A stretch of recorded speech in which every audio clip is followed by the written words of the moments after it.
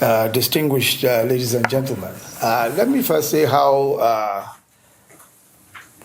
very honored I am to be here. And I must say it's a very special pleasure also to join you at this ceremony. I hope you can hear me well. Yes. Okay, good. Okay. I must say, I'm just looking at how pleased the Honourable Minister of Finance appears to be about this meeting. You know, one of the very few silver linings of the COVID-19 disaster for us is that it's actually cheaper to do these meetings, you know. I see that the Honourable Minister is very, very pleased about this. No travel costs, no reception, no snacks, no souvenirs. I mean, this new normal is quite a disciplinarian, and I think that perhaps it should be the way to go. But let me again just say and join everyone in saying how much of a depth of gratitude we owe to the Nigerian Sovereign Investment Authority, the global citizens and their partners for the establishment of this Nigerian Solidarity Support Fund. This is a creative, forward-looking and thoughtful response to what is perhaps the most profound global and domestic challenge to health and the economy possibly in human history. And we need not belabor the point that the COVID challenge is also an unprecedented opportunity for us as a nation and as a people to reset in critical sectors of the economy and social services. So the deep plunge in oil earnings, the disruptions in business and commerce, especially on account of the lockdowns, have meant that we must develop a comprehensive economic and social response. This is the mandate that the President has given us as a government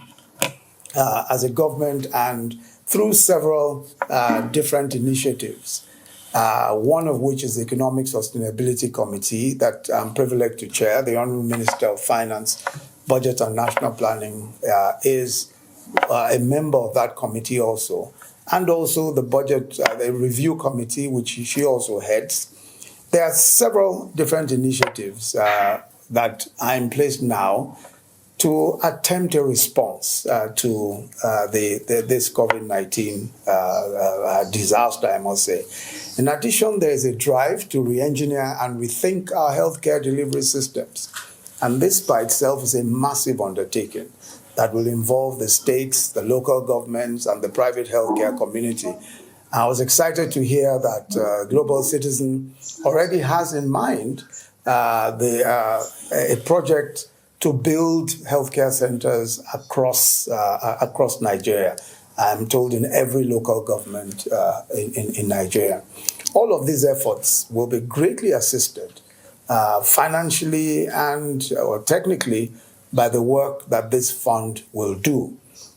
Just before in the past few years, I'm sure that those of you who are familiar with the activities of government probably note that there's been quite a bit of effort around creating a social investment program, and quite a bit of attention has been paid to that by the government.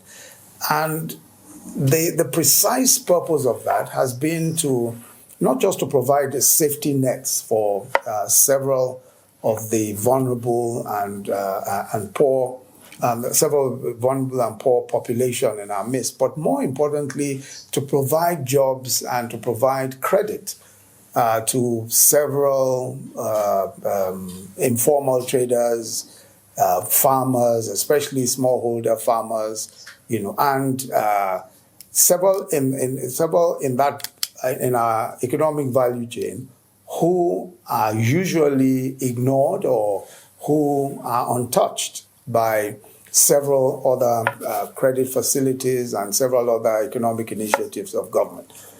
So I think that this fund will support that, and I've noticed that this is one of the objectives, to support the social investment efforts of the government, especially with the protection of the vulnerable and also provision of assistance to many in that huge informal sector that we have.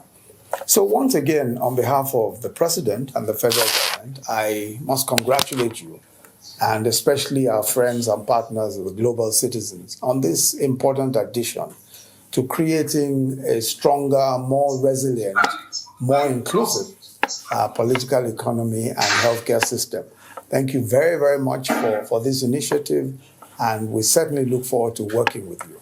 Thank you. God bless you. Thank you. Thank you very much, Excellency, Mr. Vice President.